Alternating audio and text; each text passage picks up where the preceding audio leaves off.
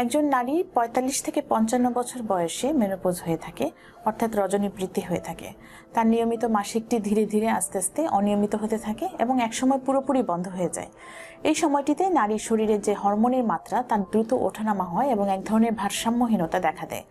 সে কারণে নারীদের নানা রকমের উপসর্গ দেখা দেয়। এর মধ্যে অন্যতম হচ্ছে খুব গরম লাগা, অতিরিক্ত ঘাম হওয়া, শরীর গরম হতে থাকা, কান মাথা গরম হয়ে ভাপ উঠতে থাকা ইত্যাদি সমস্যা মানুষকে খুব বিপর্যস্ত করে তোলে। এটাকে ইংরেজিতে বলা হয় হট ফ্লাশ। কিন্তু আমরা যে মেনোপজের যে মধ্যবয়সী নারীরা আছেন তারা এই সমস্যাগুলোকে মোকাবেলা করতে গিয়ে প্রায়ই খুব ব্যর্থ হন। তাদের মেজাজ খিটখিটে হয়ে পড়ে এবং তাদের সাধারণ স্বাভাবিক জীবনযাপনও বিপর্যস্ত হয়ে পড়ে। এর বাইরে দেখা যায় আরও কিছু সিমটম হতে পারে বা উপসর্গ হতে পারে। এর মধ্যে অন্যতম হচ্ছে তাদের বারবার প্রস্রাবে সংক্রমণ হতে পারে, তাদের প্রস্রাব আটকে রাখতে